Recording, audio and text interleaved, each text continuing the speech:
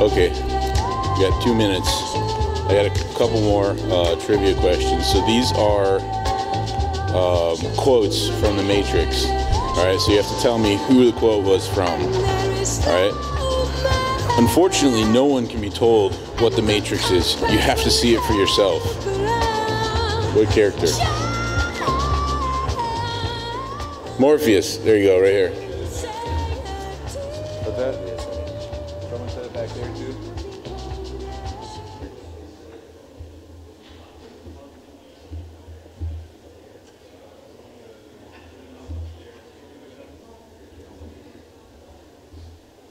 No, all right. Where's resolution? I'm so lost on it. Oh, this is an easy one. I know Kung Fu. Yeah, okay, yeah. You gotta come up here and get, I don't have a runner. Sorry. 10, 12, 1040? 1024, I think, yeah.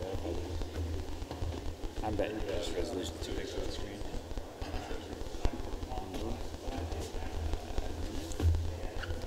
Are you sending? Oh, we're looking.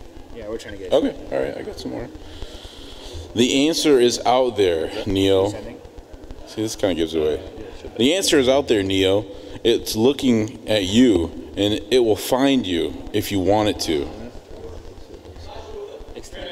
Yes, Trinity. There it comes. 1280 West 620. I can drop it to that. I think you're going to just extend to that. There you go, and then just drag it. And then hit keep that. And then, yeah, hit play from there. And see, it should go multiple. It does. All right, maybe this one's a little bit more difficult. So what do you need besides a miracle? So what do you need besides a miracle? No? Nobody? No? Tank. All right. I think we're ready. Okay, let me, I'll introduce. Good. All right, thank you, sir, for giving me the thumbs up. All right, our next talk is called When It Rains, It Pours. It's about connected devices. I cannot hear enough talks about connected devices, honestly. Seriously, I mean, I'm being serious, not sarcastic, because it's a mess, you know. And I love hearing about how, well, I'm not going to steal your thunder. Go for it. This is, I'm excited to hear this. I'm glad there's a passionate person in the audience.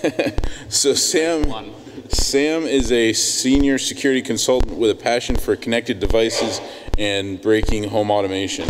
I added that in there for you. So, Sam Granger, thank you, sir. Thank you.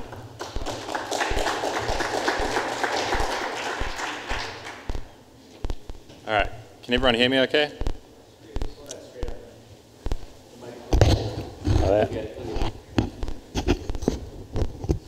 Okay, that's better. Good afternoon. Thanks for coming to my presentation titled When It Rains, It Pours. The purpose of this presentation is to take you through the journey that I went through to uncover several critical security vulnerabilities in a popular irrigation system using basic pen testing tools and techniques. This presentation also serves as the final stage of the responsible disclosure process. So first, a disclaimer. The views presented in this document are my own, and they do not represent the position of my employer. And secondly, all the testing was performed on my own personal device, exclusively on my own device, or using the information generated from my own device. So let's look at the agenda. First, I'll talk a little bit about myself. Then I'll talk about what was compromised, how it was compromised, the methods used to compromise that device, some other stuff, and then how it profited. So a little bit about me. My name is Sam Granger. I am a security researcher, as you got told. I have a passion for connected devices and home automation. In my spare time, I've built several devices to turn non-IoT devices into more IoT devices, I guess. This has mostly involved the use of radio with on-off keying and the likes of an ESP8266 chip to give things Wi-Fi. And for those of you who don't know, the ESP8266 is like an Arduino with Wi-Fi built in. So let's talk about what was compromised. The device is known as a rain machine built by a company called Green Electronics. And per their website, the rain machine empowers the gardener with the most weather-aware, iOS and Android-capable multi-valve irrigation device on the market. Now, to most people, this means that this device will go out to the internet, it will grab some weather data, it will download it, and it will make some intelligent decisions on how to water your garden. At the time of writing this presentation, there were two models out on the market. The one in the back there is known as the Mini 8, and the one in the front is the Touch HD, which comes in a 12 or a 16 valve model. The Touch HD in the front runs an Android Jelly Bean, and the Mini 8 in the back runs OpenWRT. The main application is written in Python, except for one component, which is the Cloud Connection daemon, which is a compiled binary. And one of the features that really attracted me to this device in particular was how developer-friendly it is. They have a strong community of garden and tech enthusiasts, and the company themselves are very promoting of tinkering with their device through the use of their API and their SDK. Another nifty feature is you get SSH right out of the box, so that's really cool. And it is, of course, cloud-enabled. This screenshot here is a picture of the cloud interface. You enter your email address and your password, and you get into your device.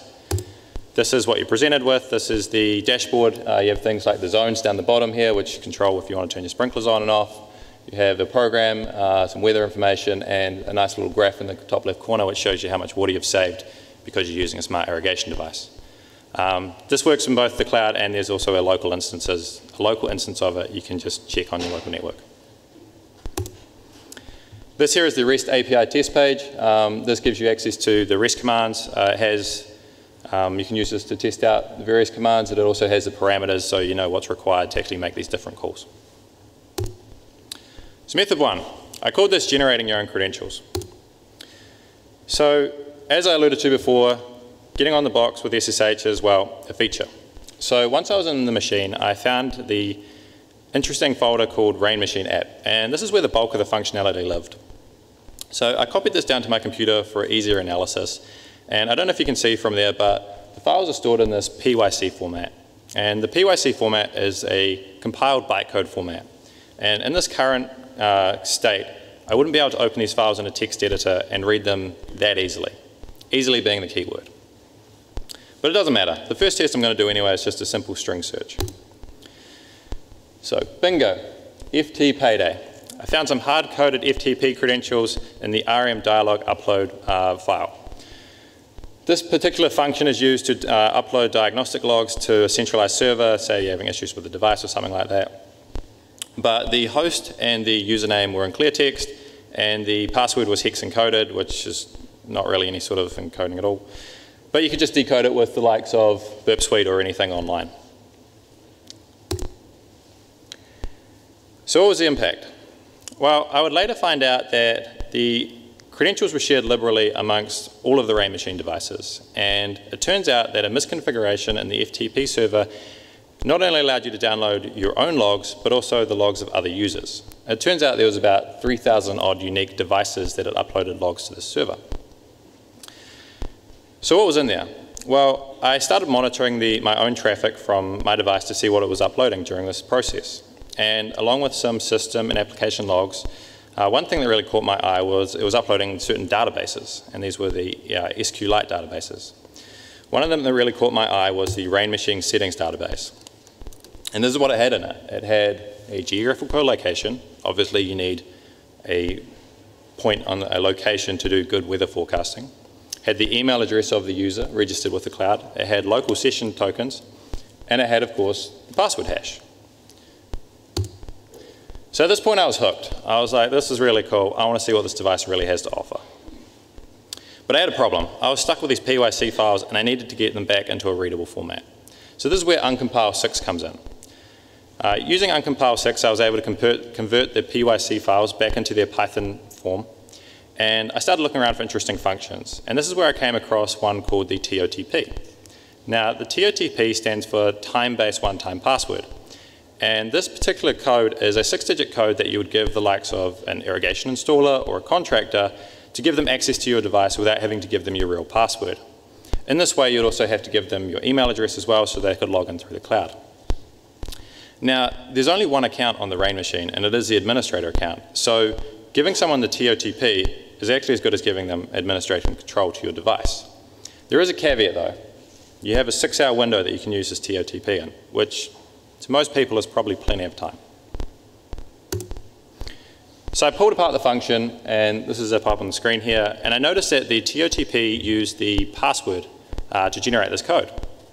Except when I started actually tracing through the different calls I was making, I realized that it wasn't actually the password used to generate this code, but in fact the password hash. And this is shown in the third image down the bottom, where you can see it's making a select statement to the SQLite database. So let's just recap for a second. I've learned that I can access thousands of these password hashes through this FTP server. I can also get the corresponding email addresses associated with those password hashes. I have the source code to generate my own password equivalent, and I only need that password hash to generate that equivalent. So I'm in. In the top there, this is me creating my own TOTP function, and I can give it a hash, and it will generate me a one-time code. And for comparison, I've shown the same code that you get if you make the request to the Rain machine device itself. So this definitely did work, and it did work through the cloud as well. So this was my first CVE. This is CVE 2018-6011, the time-based one-time password function in the application logic of the Rain machine uses the administrator password hash to generate a 6-digit passcode that can be used for remote and local access, aka the use of a password hash instead of a password for authentication issue. This is exploitable by someone that can get hold of that hash value somehow. So it's really great to have access to thousands of Rain machine devices. You could probably cause some mischief, flood some lawns, make some water bills go up. Great. But really, it doesn't give you access to the local network, and that's what we're really interested in. So I started looking around the UI for injection opportunities, and I came across this really neat function called the add new weather data source. Now, I'll back up a little bit. What makes an irrigation system or a smart irrigation system so great is the ability that it has to go out to the internet and look up weather data information, whether it's historical or forecast, parse that information, and then turn it into something useful that it can make decisions on how to water your garden with. Now, there's certain situations where maybe the data you have isn't supported by the Rain machine yet. For example, if you own your own personal weather station, or maybe you just live in a location that doesn't have support yet. In these instances, the Rain machine team was really generous, and they give you the ability to upload your own custom weather data parser. And this is in the form of a Python script. Now, I don't know about you, but anywhere I see that you can upload your own Python script, alarm bells start ringing. So today's forecast, cloudy with a chance of code execution. I grabbed the most simple reverse Python shell that you could probably find on the internet, and even though it says there's an error in uploading it, as you can see, I was clearly able to get shell out of it. So there you go, CVE 2018-6012. The weather service feature of the Green Electronics Rain machine allows an attacker to inject arbitrary Python code via the add new weather data source upload function. So there you have it. You got your irrigation botnet army to do whatever you want with. But why stop there? Let's see how else we can attack this thing. Let's look at some web attacks. This device has self-stored cross-site scripting. Due to a lack of input sanitization combined with a lack of appropriate response headers, such as specifying the content type as JSON, you can post a self-stored cross-site script. In this particular instance, I've created a new program, and I've changed the field name to not a good name, but that of a malicious script. Alert 1 seemed like a good name to me. And I was able to trip this by then looking up that program that I just created. There's some other vulnerable locations as well, like the zone creation, pretty much the same thing. And also this diagnostic log page. If you modify the email address that's registered with the cloud service, you can also trip a cross-site scripting issue. So this was CVE 2018-6906, a persistent cross-site scripting vulnerability in the Rain machine web application allows an attacker to inject arbitrary JavaScript via the REST API. We also have cross-site request forgery. In this particular instance, I would make some super attractive looking link that I would convince someone to click on. This would return some JavaScript, which would in turn make a post request to actually upload a self-cross-site scripting.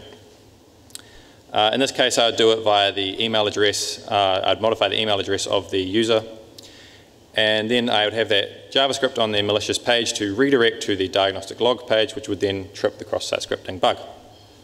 In this particular instance, I've had that cross-site scripting then make a call to get the TOTP function, which is the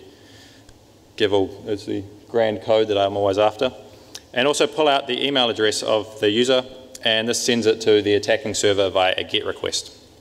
So in this way, I'm able to steal credentials and then log back into the device through the web portal, through the cloud. This is CVE 2018-6907. A cross-site request forgery vulnerability in the RAIN machine web application allows an attacker to control the RAIN machine device via the REST API. We also have clickjacking. In this particular instance, the setup is actually very similar to before, so you would use possibly cross-site request forgery to upload a self-cross-site scripting bug. And rather than doing a redirect to get the cross-site scripting to get executed, you might try to convince the user to click on a fancy looking button like click to win, and it's got a hidden iframe, which would essentially trip that cross-site scripting. Obviously, the previous method is way, way more effective. But this does have the advantage in that you can take advantage of some of the existing AJAX functions used in the REST API test page to trip the cross-site scripting issue in just a slightly different way. There are some other use cases for clickjacking. You might want to try to turn on SSH, or maybe you're just a pain in the ass and you just want to turn on their sprinklers without them knowing about it. So this was CVE 2018-6909. A missing X-frame options header in the RAIN machine web application could be used by a remote attacker for clickjacking, as demonstrated by triggering an API page request. So what about some sort of authentication bypass? That might be interesting. I started getting really curious about how this whole cloud service worked, and I learned that there is this cloud connection daemon which sits in the middle of the RAIN machine web application and the cloud servers. And it acts as a very, very simple proxy. It would basically pass the information virtually unmodified to the device. So I decided to fire up SSL split and have a look at the traffic, and I noticed that it was mostly HTTP, but it had a few extra bytes at the start, which indicated the message type and the message length. Now, the only impact this has is that it just made it a little bit harder to sniff this traffic because some of the proxies out there that expect pure HTTP wouldn't work with the situation, but this is where SSL split would shine. And so I got curious. I was starting to watch the traffic, and before I'd even interacted with my device through the cloud, I noticed that the cloud service was making requests to the RAIN machine, requesting information that you'd normally need to be an authenticated user to get this information out. And the funny thing was the RAIN machine was honoring this, and it just treated the cloud service like it was authenticated and passed back that information. It was giving it things like the version information, the machine time, and even information about the programs that were on that device. So I was really curious. How come this cloud service can act like an authenticated user before it's even gone through an authentication process? So I took the SSL split logs and I converted them to a Wireshark format because looking at red and blue is slightly easier than looking at black and white in this case. And I noticed that the requests made from the cloud service were really, really simple in nature, but one thing they did have in common is they always specified the host header as localhost. The only time I didn't see this was when I actually tried to log into the device itself through the cloud portal. And in this instance, the host header changed to that of the internal IP address of the cloud server, and it was the only time I'd ever catch this 401 unauthorized error. Obviously, I botched my password here, and that's why I'm unauthorized. So I looked around the code, and I found out that when the device checks to see if the user is authenticated, there's a little caveat to the side, and it checks, is the client local? And it turns out the way you're local is if you can specify the host header as localhost. So was it really that simple? Well, yeah, it actually was. So I put together a curl request, very, very simple, to request the TOTP, which is the one-time code to give me access to everything, as an unauthenticated user, and I specified the header as localhost. And at first this didn't work, and I thought, why? But I tried playing around with it a little bit, and I specified a port number as well, and suddenly the attack would work, and so I could bypass any sort of authentication. So this was CVE 2018-6908. An authentication bypass vulnerability exists in the RAIN machine web application, allowing an unauthenticated attacker to perform an authenticated action on the device via the localhost port value in the HTTP host header, as demonstrated by retrieving credentials. But surely this is something the developers thought about. I mean, they actually added it as a feature to the device. So having this as being abused by an attacker is maybe something that came to their mind. And truthfully, they did. They thought about this as an issue. But design and execution are not always aligned. There is a service that sits in front of the web application, which is the light HTTP daemon service, which is basically a reverse proxy to the web application.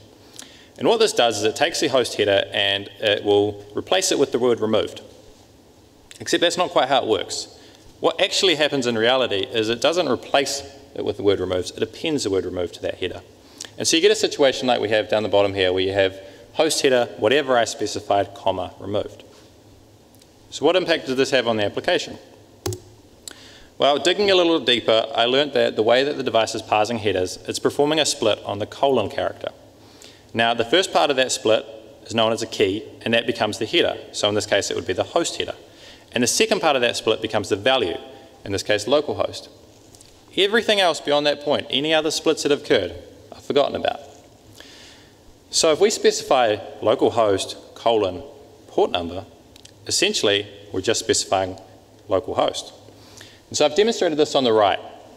This is the information that the application would see, and then after it's been processed, this is what the final result is. And so in this way, we have effectively bypassed we've used the localhost bypass authentication feature. So I was curious, could this work through the cloud? Well, for it to work through the cloud, two conditions need to be in place. The cloud service would have to authenticate directly to the RAIN machine device itself. This would mean that whatever password I typed into that cloud portal would be presented to the RAIN machine, and the RAIN machine would decide whether I should be authenticated or not. And the second piece is that I would need to be able to control the host headers, or any of the headers actually, all the HTTP headers, and they would have to be preserved all the way to the device. Well, of those two things, the first one is actually how it works. When I try authenticate, it's the device making the decision. But unfortunately, the second part doesn't. Any of the headers I specified in the cloud portal wouldn't go all the way to the device. So no, we cannot bypass the authentication through the cloud. But wait, did I mention mobile? The mobile service works in a little bit of a different way. The mobile service will call a subdomain appropriately named proxy finder. And this will use my email address to look up the unique ID of my RAIN machine device. Once it has this unique ID, it will make a call to the API endpoint using my unique ID in the URL. In this way, it creates a tunnel where I am effectively communicating directly to the device. This means that I can control not only the body of the HTTP request, but all the headers as well. So here's my proof of concept. In this first screenshot, I'm calling the proxy finder service with my email address, and it is returning all the information I need to know about my RAIN machine device, including that unique ID.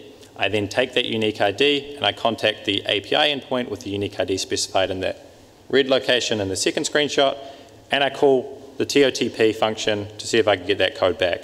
And you can see I've specified the host header as localhost. In this particular instance, I don't have to deal with the light HTTP daemon, so I don't have to worry about any of these extra colons to try trick it into letting me in. And the third screenshot here is just a way of me combining the first two to make it look really easy, and you can just give it an email address and you get some information back. So what happened next? Well, I disclosed my findings to the RAIN machine team, and they responded to me within 15 minutes acknowledging that what I had found was a really serious security issue. They immediately pushed out patches to resolve the issues associated with the cloud services and the FTP servers to block those off from being attacked. And they subsequently pushed out some firmware updates to resolve some of the other bugs. Overall, I was really impressed with how this company responded, and you could tell that they took the security of their customers exceptionally seriously. So where was the profit? Well, I actually got a free unit out of it. They were nice enough to send me a, thank you, a Touch HD, which was an upgrade from my Mini 8, so I was very pleased with this. And it is with this device that I will demonstrate some of the attacks I've talked about during this presentation. As I've mentioned, the cloud services have been shut off for these attacks, so I can't attack it this way, but I can demonstrate some of the attacks via the cross-site request forgery and cross-site scripting attacks. So here's my attack chain. The user will log into the device will return a session cookie. The user will click on a malicious link that I made super attractive somehow, and this will return some malicious JavaScript on a web page. And this JavaScript will use WebRTCs to identify the local IP address of that device, It will then scan the subnet looking for rain machine devices it can attack. And I will let you know this, there is one unauthenticated call that you can make to the rain machine which will clearly identify it as a rain machine device. Once it finds a rain machine device it can attack, it will post a cross-site request forgery to load up some cross-site scripting. This is through the program. It will then redirect to trip that cross-site scripting attack, and then that cross-site scripting attack will go and fetch some more malicious JavaScript because I couldn't fit all this in one line.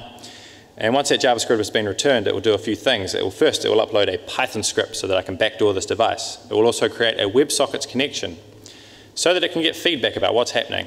There is absolutely no practical reason why you'd do this, unless you're taunting the user. But for the purpose of the demo, it makes it really easy to show what's happening in the back end. Once the Python script has fetched once the Python script is uploaded, it will fetch a malicious shell script, because shell script was a little bit easier to write in this case. Don't need to go into why.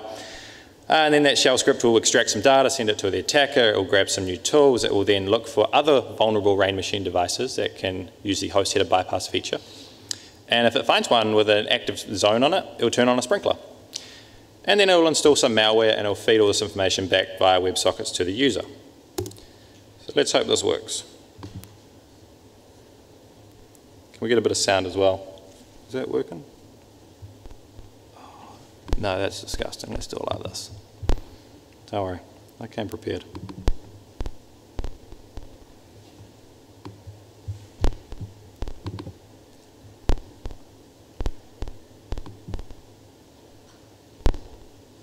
Can we get sound with this by any chance?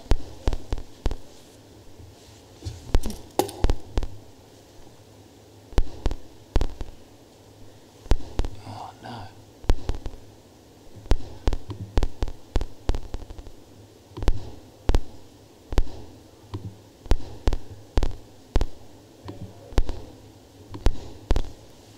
That's right. So this is a log, it's basically cross-site script attack. This is a WebSocket. It's extracting data from the device. It's now searching for other rain machine devices that are vulnerable to this host header bypass. If it finds one, it checks the sprinkler zone to see if anything's active. Finds zone 4, turn on the sprinkler.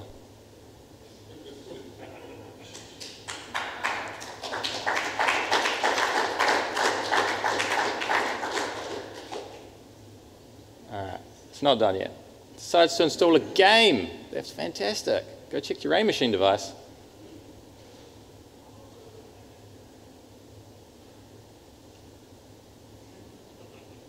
Shit. I'm not going to do that.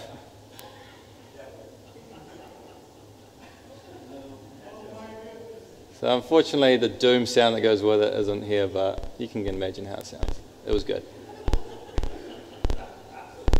I'm not very good at this game when I play it on this device either.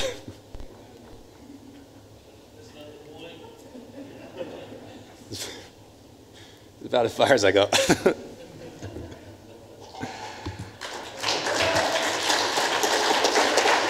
All right, thanks. Back to our presentation. So yeah, it plays, where is it? Let's get this back up there. Oh no. Yeah, we can do it like this. I bet you it'll play now. So yeah, it plays Doom. For those that are interested, this is the PR Boom for Android package. This has been modified to fit the rain machine device. It has a slightly different file structure, so I had to mess around with that and recompile it. It was a right pain. So what can you take away from this presentation? Well, maybe it's stuff you already know, but I'll reiterate it anyway. Connected devices are often quick to market with security being overlooked. Connected devices are a window into our homes, our offices, and our campuses. Connected devices have been hacked before and they will be hacked again. And the basic techniques are still profitable.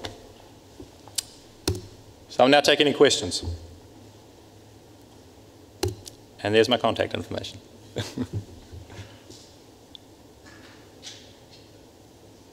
It's all good. All right, I haven't seen anyone, so thank you guys.